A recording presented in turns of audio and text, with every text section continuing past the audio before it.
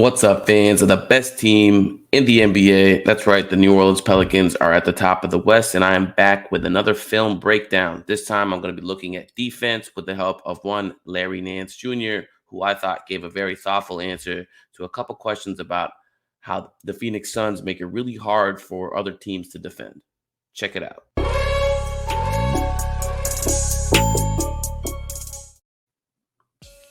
The Phoenix Suns are one of the league's best teams at putting pressure on the low man.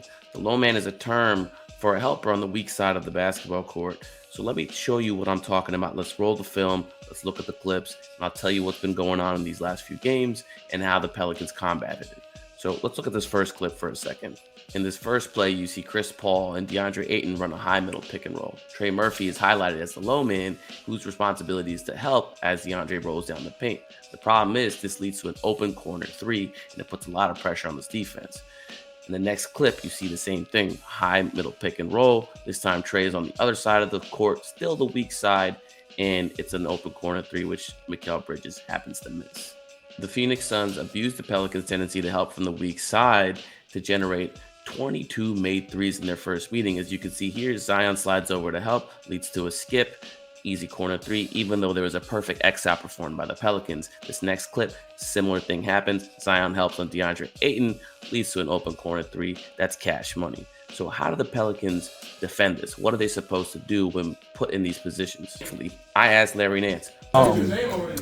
Speaking of defense, the Suns in particular do a really good job of putting pressure on the low man to help on their lobs from the kick out corner threes. When you're switching a lot, sometimes a lot of your smaller defenders end up in that situation. What kind of communication is necessary for y'all? How do you game plan in order to keep some of your bigger defenders in those help spots, and particularly when you're on the ball screens? That's a high level IQ question. Good for you. Good for you. That's a high IQ question because I came into halftime with about 3-4 ideas as to how we could stop that and eventually, because like you said, for me, as an as a defender as I am, so I'll try to meet the guard at the screen. When my big runs up, I'll try to meet the guard at the screen and stop the balls, make him take at least a little half dribble back so our guard can get back in front. But with Chris and savvy guards like that, they'll keep pressure on me while DA's rolling. And if I can't backpedal as fast as he can run. And again, sometimes we have some smaller guards or even frailer sized guys on that low man. So if I can't get back in time, DA or Landale, whoever their big is at the time, can just seal those littles back there. And so the adjustment that we made is playing more cat and mouse, right? So I started a little bit lower, and knowing that they may snake some pick and rolls, I would be there. I would still be there to protect. Those guards, they're going to get screened. It's some big guys out there setting them, but if you keep pursuing while the whole time I'm jabbing at the guard, making them think I might go for a steal and whatnot, you got to pursue. You got to pursue. And Najee does a great job of that. Dice does a great job of that today. So I think it was just as much them as it was our changing coverage. And that's going to be my follow-up. Is how important is it for the guards or the people pressuring the ball handler to be in position for those review contests or when you're playing like that mouse? Yeah, it's big time. It's big time because if you again, Chris, last year in the playoffs and a little bit in the fourth quarter last game, Chris is coming off them pick and rolls knowing that DA's rolling and we want to take that away. So our big's a little bit lower, so Chris will come off them pick and rolls looking to shoot right away. If our guards aren't pursuing and on his back, he's just walking into threes. So Najee Dice did a great job of staying attached to him tonight and forcing him downhill.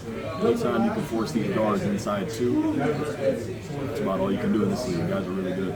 And then the decision process in terms of what to take away. The priority is the roll man lob.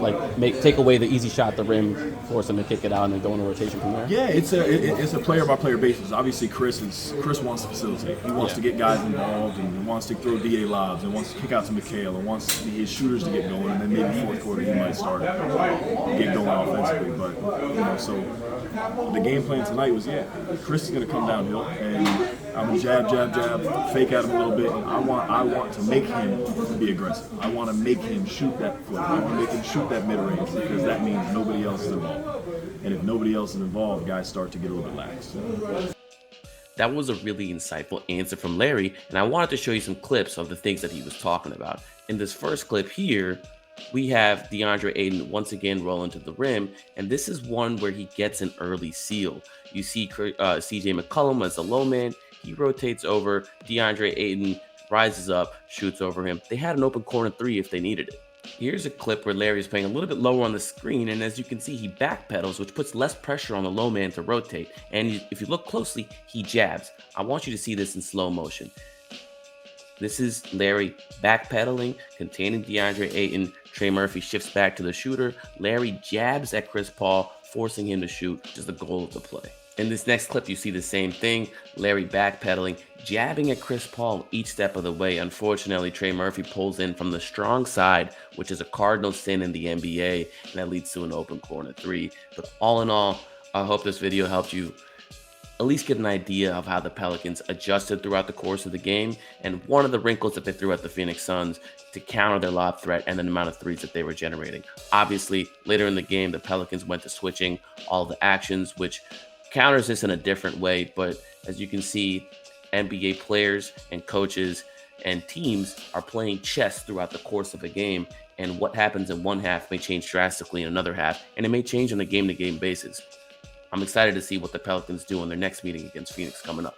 I hope you all enjoyed this video. Make sure you check out DraftKings, which is the sponsor of this. Use the promo code BOOT when you download the DraftKings Sportsbook app. You can place a $5 bet on any NBA money line and get $150 in free bets. But that's only if you use the promo code BOOT. Minimum age and eligibility restrictions apply. If you or anyone you know has gambling problems, needs crisis counseling, call 1-800-GAMBLER. Thank you.